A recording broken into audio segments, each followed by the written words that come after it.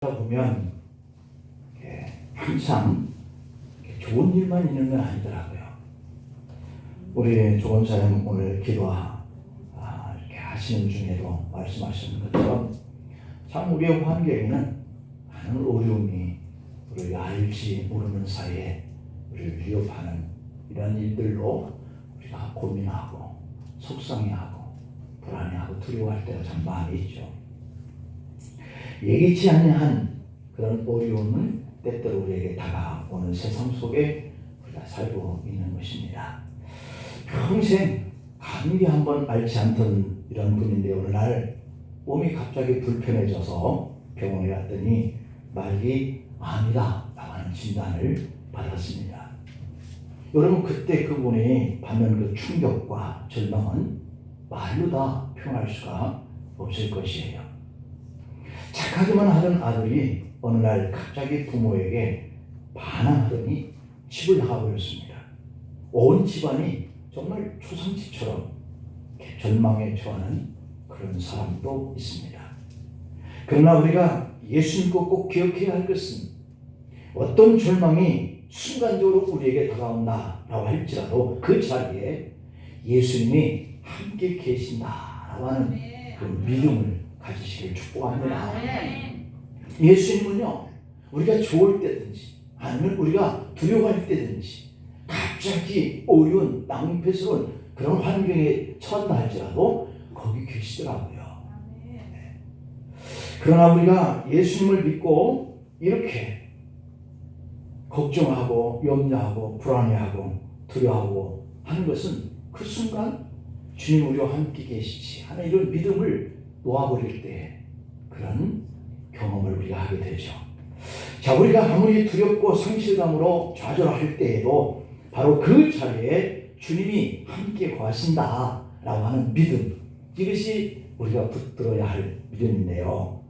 오늘 본문 속에서도 보면 행복합니다, 즐거움이다, 앞으로 미래를 꿈꿀 그러한 출발을 하려고 하는 이런 신혼 가정에 절망적인 그러한 사건이 일어나는 거예요. 그런데 놀랍게도 그 절망의 환경 속에 주님이 초대되어 와 거기에 계셨다고 하는 것이거든요. 이게 바로 오늘 우리에게 주는 메시지의 교훈이에요. 아무리 절망적인 그 순간이 와도 바로 그곳에 주님이 와 계신다는 거예요. 갈릴리의 가나에 혼인잔치집이 있었습니다. 시골 동네에 혼인잔치에 생각지 않게 많은 사람들이 왔어요. 그런데 손님이 얼마나 많이 왔던지 잔치를 지내는 중에 준비되어준 그 포도주가 떨어진 거예요. 여러분, 그 당시에 잔치집에 이 포도주가 떨어졌다고 하는 것은 잔치의 폐막인 거예요. 그렇게 중요한 것이 포도주였는데 심부름하는 하인들이 와서 큰일 났습니다, 포도주가 떨어졌어요 라고 말하는 거예요. 신랑과 신부가 당황해서 어쩔 줄 몰라 합니다. 혼주댁 어르신들도 큰일 났구나, 이 시간에 어디 가서 이 포도주를 구한담, 낭패다, 어떡하나, 안절부절하지 못합니다. 정말 절망적인 순간이죠. 그때 예수님의 모친이 그들의 딱한 형편을 살폈습니다. 그리고 예수님께 다가와 부탁합니다. 바로 오늘 본문의 내용이 그런 거예요. 여러분, 여기서 우리가 기억할 것은 그 절망적인 혼인잔치 집에 포도주가 떨어졌을 때 거기에 예수님이 계셨다는 점이에요. 여기서 오늘 우리가 기억해야 할 교훈은 첫째, 이 절망의 자리에 예수님이 함께 계신다라고 하는 메시지입니다. 믿으시기 바랍니다. 우리가 절망적일 때에도 주님은 거기 계세요. 우리가 그 절망의 환경에 눌려서 다만 주님이 우리와 함께 계시지라고 하는 것을 놓칠 뿐이에요. 그러나 우리가 어떻게 생각하든 상관없이 주님은 바로 그 곁에 계신다는 거예요. 여러분, 예수님이 그 절망적인 환경 속에서 좌절할 그때에도 주님이 바로 그 곁에 계세요. 또한 주님이 함께 계시면 그 문제는 금방 해결될 줄 믿습니다. 오늘 본문 2절에 한번 볼까요? 여기 보면 예수와 그 제자들도 혼례에 청함을 받았더니 라고 되어 있습니다. 그 혼인잔치에 예수님도 청함을 입고 거기에 계신 거다라고 말씀하고 있죠. 우리도 항상 예수님을 청하여 곁에 함께 계시는 믿음의 생활이 되기를 축복합니다. 그 혼인잔치에 예수님이 청함을 받은 것처럼 우리도 주님이시여 오늘 하루 시작합니다. 저와 함께 동행해 주세요 라고 청하면 여러분 하루 중에 주님이 같이 계시는 거예요. 가나의 혼인잔치에 예수님이 계셨기 때문에 그 절망적인 순간이 왔어도 불구하고 해결되는 역사가 바로 일어났어요. 그런데 사람들은 잠들 때는 주님을 향해서 마음의 문을 닫아놓고 예수님이 나도 너의 그 즐거운 자리에 함께 있고 싶다. 네가 기뻐하는 그 자리에 나도 같이 있고 싶다. 그러는데 우리는 그 주님을 향해서 문을 닫아 걸어요. 나 혼자 느끼고 싶어요. 나 혼자 즐거워하고 싶어요. 주님을 생각하지도 않습니다. 여러분 그렇게 해서는 안 돼요. 우리가 어렵고 힘든 자리에서도 주님 이 속에 나를 도와주시는 주님이 같이 계셔주세요 라고 하는 것처럼 주님 이 즐거운 자리에 저하고 함께 그 기쁨을 나누시오 이렇게 할 수 있는 믿음이 필요해요. 그래서 주님은 계시록 3장 20절 말씀에 이렇게 표현하거든요. 누구든지 내 음성을 듣고 문을 열면 라고 했어요. 누구든지 내 음성을 듣고 문을 열면 하나님의 말씀이 오늘 또 우리에게 들려지면 그것이 주님의 음성인 줄 알고 내 마음을 열면 내가 그 얘기를 들어가 그와 더불어 먹고 그는 나와 더불어 먹으리라. 할렐루야. 이것이 바로 우리가 주님을 향해서 문을 여는 그 이유라고 하는 사실이에요. 예수님은 마태복음 10장 28절에서 이렇게 표현했습니다. 내가 하나님의 성령의 힘을 입어서 귀신을 쫓아내는 것이면 하나님 나라가 너에게 이미 임하여 있다 라고 하는 것이죠. 여러분 오늘 어떤 상처를 입었든지 어떤 절망의 상황에 놓여 있든지 그 환경에서 차라리 죽었으면 좋겠다라고 하는 그런 상황에서도 주님이 그 자리에 함께 거하시면 우리 마음은 이미 하나님 나라가 이루어져 있다, 임하여 있다 라고 하는 이 사실을 믿기를 바랍니다. 여러분 내게로 와라 그럼 내가 너희를 쉬게 하리라. 그러면 주님의 역사가 일어나는 거예요. 주님만이 내 인생의 무거운 문제의 해결자이심을 믿으면 그대로 될 줄 믿습니다. 미국의 저명한 작가 데일 카네기가 이런 책을 썼는데요. 카네기의 행복론이라고 하는 책입니다. 이 카네기의 행복론 그 책 안의 내용이 메리 큐시만 부인의 이야기가 나오고 있는데요. 이분은 병든 남편을 이렇게 두고 그리고 5 자녀를 돌보면서 파출부 일을 하는 정말 눈 걷들 새 없이 바쁘게 사는 여인이었어요. 몸이 10개라도 모자랄 만큼 살기 위해서 일을 해야만 했던 여인이에요. 얼마나 힘든 하루를 보내는지 정말 쉴 시간이 없습니다. 남편 병간 후에 많은 약값이 들어갑니다. 5명의 자녀를 돌보는데 일하면서 이 어린아이 5살 먹은 아이까지 있는데 그 아이들을 이렇게 돌보는 일이 정말 쉴 시간이 없었어요. 남편 병간 후에 약값이 많이 들어갑니다.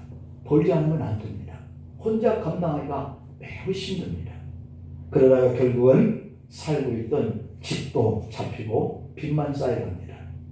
그런데 어느 날 자기 아들이 슈퍼마켓에 갔다가 연필을 훔쳤다는 누명을 쓰고 야단을 맞고 울면서 돌아왔다는 이야기를 듣습니다. 아빠는 병들어 누워있는 자식이요. 엄마는 파출부로 자녀들을 돌아볼 겨를도 없다 보니 사람들이 밖에 나오면 이 아이들을 무시합니다. 비록 가난했지만 지금까지 이 자녀들이 착하게 자라줬구만. 그런데 도둑으로 몰려서 온갖 창피를 다 당하고 울면서 돌아와야 했을 이 아들을 생각하니 가슴이 너무 아팠습니다.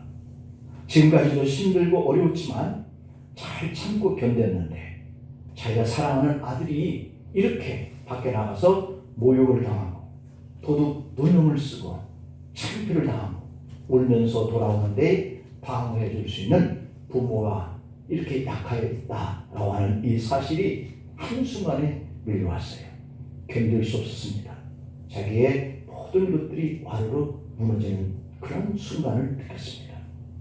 그래서 메리 큐슈만 부인은 죽자, 이렇게 살아서 뭐하냐 하고 죽기로 마음을 먹었습니다.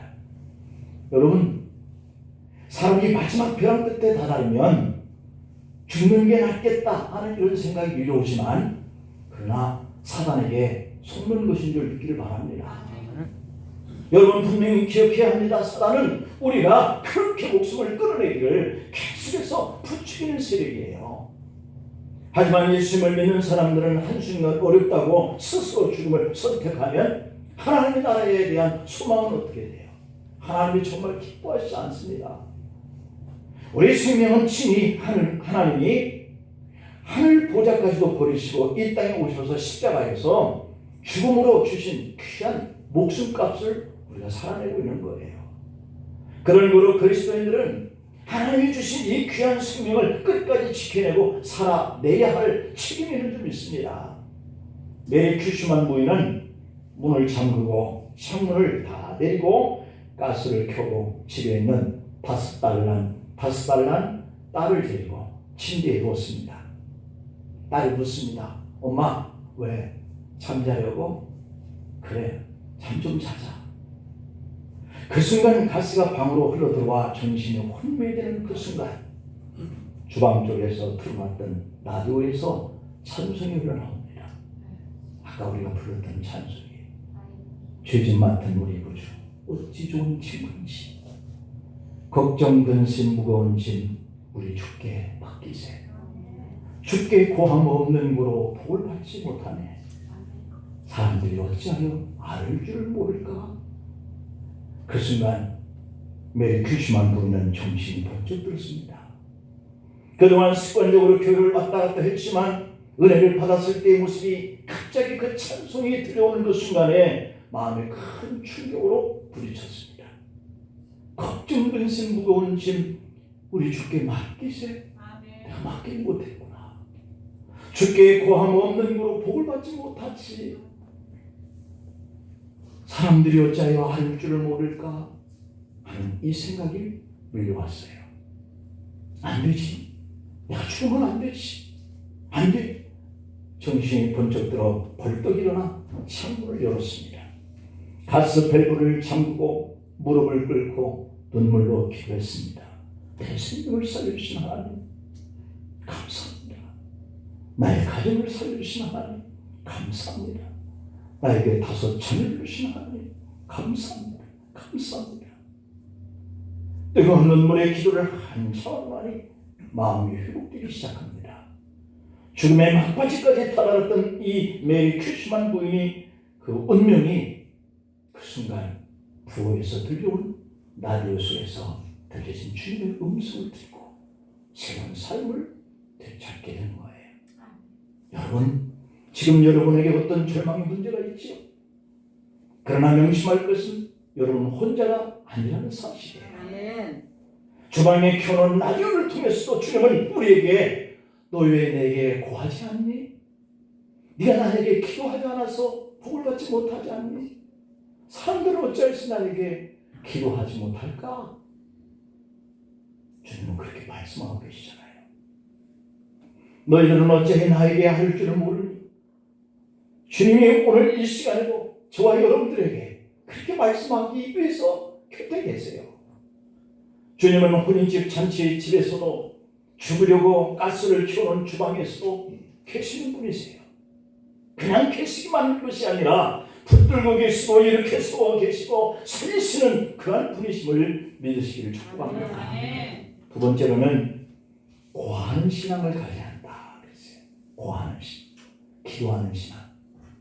여러분, 우리가 기도하는 신앙을 가져야 한다. 그것도 모르는 사람이 어디 있겠어요? 그러죠? 아니에요. 우리는 두려움이 오고 절망감이 오면 기도하는 것을 잊어버려요. 내 감정에 치우쳐서 그냥 흔들려버려요. 그렇기 때문에 오늘 우리들이 이 말씀을 우리 마음속에 깊이 새겨야 합니다. 힘들고 어려움이 오면 내가 포기해버리고 절망하는 것이 아니라 주님께 기도하라고 그랬어. 주님께 기도하라고 해야지. 고함이 없는 자가 어찌 복을 받을 수 있다고 하느냐? 라고 하는 거죠. 왜 사람들 나에게 기도하지 않지? 라고 하시는 이 주님의 음성을 생각나서 기도하러 오시기 바랍니다. 오늘 본문 3절을 볼까요? 포도주가 떨어진지라, 포도주가 떨어진지라. 예수의 어머니가 예수에게 이렇게 말합니다. 저들에게 포도주가 없다 하니, 포도주가 없다. 큰일 날 일입니다. 잔치집에 포도주가 떨어졌어요. 어머니 마리아가 예수님께 와서 잔치집에 포도주가 떨어졌단다. 잔치집에 포도주가 떨어졌단다.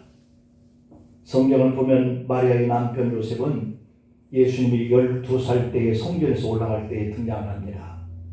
그 후로는 성경에 더 이상 마리아의 남편이 등장하지 않아요. 그러니까 아마도 마리아의 남편 요셉은 일찍 돌아가신 듯 싶어요. 그래서 예수님은 30살 될 때까지 목수의 일을 하면서 어머니와 형제들을 돌봐요. 그러다 보니 무슨 일이든지 어머니 마리아와 상의를 했을 거예요.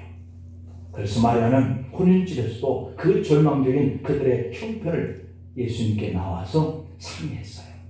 잔치집에 포도주가 떨어졌대. 그러나 예수님은 4절에서 여자여 나와 무슨 상관이 있어요? 아니 내 때가 이르지 아니했습니다 라고 말했어요. 그렇지만 그렇게 말씀을 하셨지만 주님은 그들의 어려움을 보시고 또한 어머니로부터 부탁을 들은 후에 그들의 문제를 해결해 주십니다. 이 말이 어떤 의미겠어요?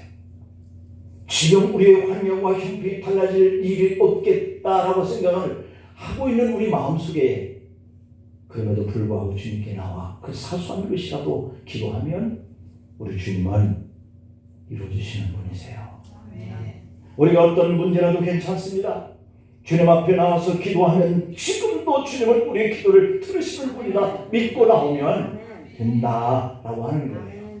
주님은 인류 구원의 큰 역사를 위해서 오셨지만 그러나 사람들이 작은 일까지도 그 아픔과 그 고통을 알기 때문에 30년 동안 아버지가 해야 할 그 일을 어머니와 형제들을 위해서 했던 그분이 너무 그 고통에 그 두려운 문제에 그 절망스러운 환경을 잘 아시기 때문에 우리의 무슨 기도를 해도 응답해 주시는 분이십니다. 예수님은 요한복음 12장 7절에서 이렇게 말씀해요. 너희가 내 안에 거하고 내 말이 너희 안에 거한다. 너희가 믿음으로 나를 붙들고 있고 내가 너희에게 한 이 말을 무슨 말이든지 순종하면 이 뜻이에요. 원하는 대로 구하라. 그러면 이루리라. 할렐루야. 이 말은 누구든지 예수님을 믿고 하나님의 말씀 앞에 순종만 하면 그 사람은 무엇이든지 내게 구해라. 다 이루어진다. 이런 뜻이거든요. 마태복음 7장 7절로 8절 한번 볼까요? 구하라. 그리하면 너에게 주시지 않나. 찾으라. 그리하면 찾지 않겠나. 문을 두드려라. 그리하면 너에게 열리지 않겠나. 구하는 이마다 받을 것이요 찾는 이가 찾아낼 것이요 두드리는 이에게는 열릴 것입니다. 말씀합니다. 문제를 만났을 때 어려움을 당할 때 사람을 찾아다니지 말고 사람들은 어찌하여 알을 줄은 모를까? 라고 말씀하신 주님 앞에 나와 기도하면 찾아내고 받아내고 마침내 열린다 라고 하는 이 주님의 말씀을 믿으시기를 축복합니다. 세 번째로는 말씀에 순종하는 생활을 해라 이렇게 말씀합니다. 말씀에 순종하는 신앙생활 중요합니다. 우리는 내 생각이 너무 앞서다 보니까 하나님이 말씀하신 것을 잘 순종하지 못해요. 오늘 설교드린 이 말씀을 붙들고도 우리가 그대로 못 살아내요. 왜 그래요? 우리 의지가 더 강하기 때문에 하나님의 말씀에 순종해갖고 그게 되겠냐? 라고 생각하기 때문에 믿음이 없는 거죠. 그래서 우리 신앙생활에 승리하는 그 길은 주님의 말씀을 그대로 믿고 순종하는 거예요.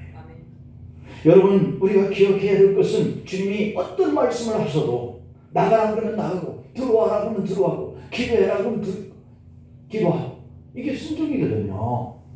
그러면 기적이 일어나요. 오늘 본문 5절을 볼까요? 그 어머니가 하인들에게 이르되 너에게 무슨 말씀을 하시든지 그대로 하라. 무슨 말씀이 떨어질지 아직 알지 못하잖아요. 근데 그대로 하라. 이렇게 말씀해요. 무슨 말씀을 하시든지 이게 포인트예요. 내게 해게 되는 말씀이든지 아니면 내 생각과 다른 말씀을 하시든지 그게 중요하지 않아. 그냥 그대로 하는 것. 이게 순종이라는 거죠. 오늘 주님이 우리에게 어떤 말씀을 주셔도 순종이 답인 줄 믿습니다. 그래 주님이 말씀하려네. 절망하지 말아라 하셨으니 일주일 동안 살면서 여러분 절망하지 마십시다. 주님 뜻이니까 그냥 순종해요. 왜? 주님 우리 곁에 계시니까. 또 하나 주님께 구하라 하셨으니까 그냥 기도하면 돼요. 이 기도하는 이 분이 바로 해결할 수 있는 키를 얻을 수 있어요. 왜냐하면 주님이 주님 안에 들어온 자녀에게 주님이 하라고 하신 일이잖아요. 그냥 말씀대로 하기 때문에 주님이 그 이름이 땅에 떨어지지 않으려면 거기에 응답을 해주시거든요.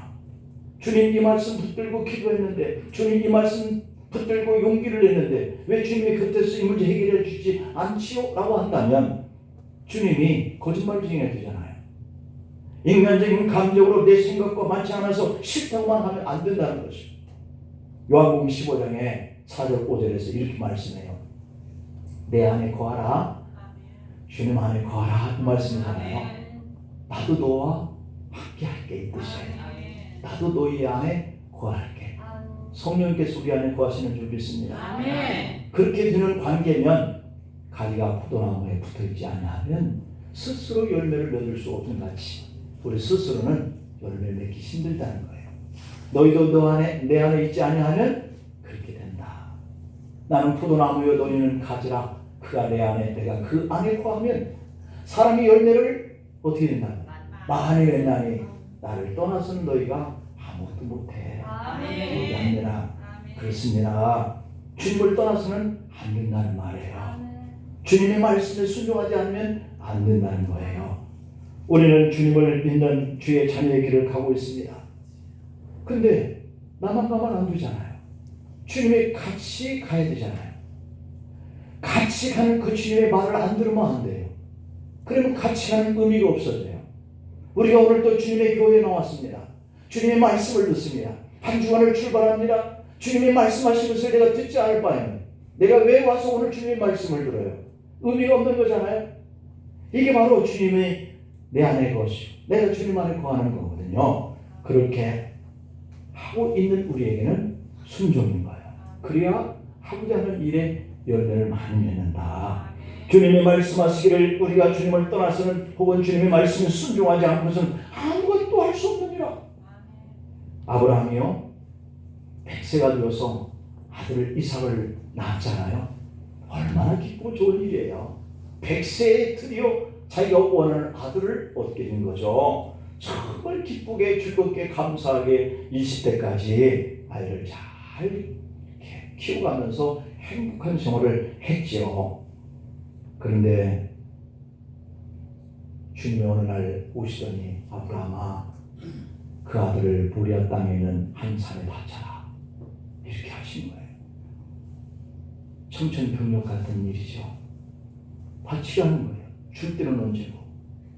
그런데 아브라함이 생각해봐요. 왜요? 라고 묻지 않아요. 왜요? 하지 않습니다. 그냥 아브라함은 무조건 다음날 이른 새벽에 일어나서 이삭을 데리고 하나님 지시한 곳에 올라가 그에게 칼을 꽂으려고 합니다. 와, 이게 정말 있을 수 있는 일이에요. 정말 이렇게 순종하기가 어려운 거예요. 아들에게 칼을 꽂으라니. 그런데 아브라함이 그렇게 했어요. 그러나 하나님은 사람을 잡는 분이 아니셨어요. 다만 하나님의 말씀에 아브라함이 순종하는가 이걸 보고 싶었던 거예요. 창세기 22장 10절 11절을 볼까요?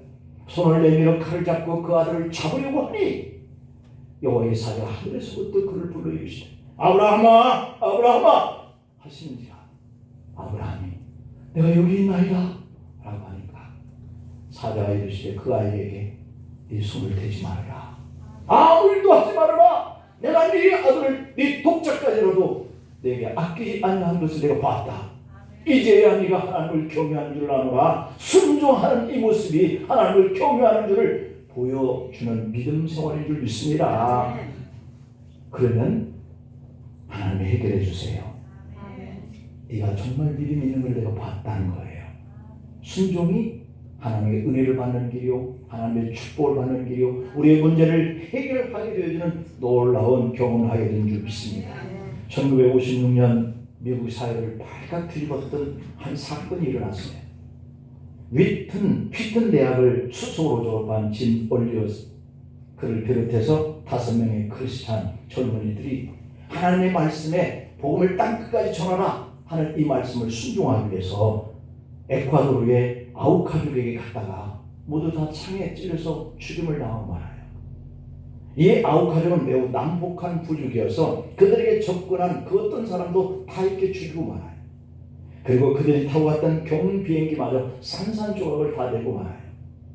선교팀 5명이 비행기에서 내리자마자 여러분 사랑합니다 하고 손을 흔들고 다가가는 이 선교팀들에게 다가와서 창으로 찔러 현장에서 5명 모두를 다 죽이고 말았어요. 미국 신문에서 이것을 알고 이 충격적인 사건을 다루면서 이 무슨 낭비냐 라고 하는 타이틀을 써서 신문 보도를 했어요. 젊은이가 5명이 그냥 무의미하게 가서 죽어버렸다 라고 하는 것처럼 낭비가 어디 있느냐 이렇게 신문을 보도한 것입니다. 그러나 이 사건은 거기서 끝나지 않았습니다.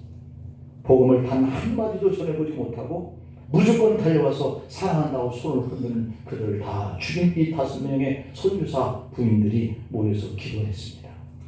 그들의 생각은 남편들이 못다 이룬 이 선교의 꿈을 우리에게 이루게 해달라고 기도 모임을 시작해요. 엘리자베스 엘리엇 부인은 어린 아들을 데리고 다른 부인들과 함께 에콰도르 아우카족이 있는 마을로 갔습니다. 아우카족은 아주 강하고 잔인한 부족이었지만 다행히 여자들은 해치지 않는 부족이었어요.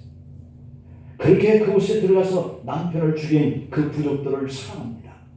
아픈 것들을 싸매줍니다. 치료해줍니다. 그러면서 복음의 한 환경을 만들어가요. 많은 사람들이 부인들의 희생과 헌신에 감동을 받습니다. 추장이 부인에게 다가와서 물었어요.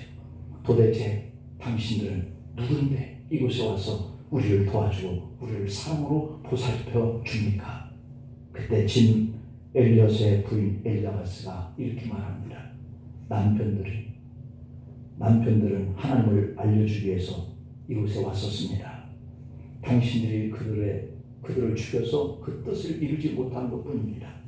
그래서 우리는 남편들에게도 그렇게도 당신들이 해주고 싶었던 이 말, 남편들이 여러분들에게 해주고 싶어한 이 말을 전하기 위해서 왔습니다 라고 한 거예요.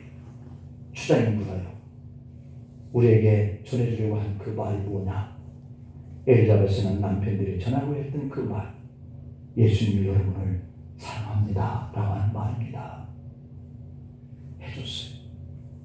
엘리자베스 엘리엇은 남편의 일기를 다 보관하고 있었는데 이 무슨 낭비인가? 라는 기사를 쓴 그 기자에게 남편의 일기장을 보여줬어요. 거기에는 이런 글이 실려 있었습니다. 영원한 것을 얻고자 영원할 수 없는 것을 버리는 자는 바보가 아니다 라는 말을 써 있었어요.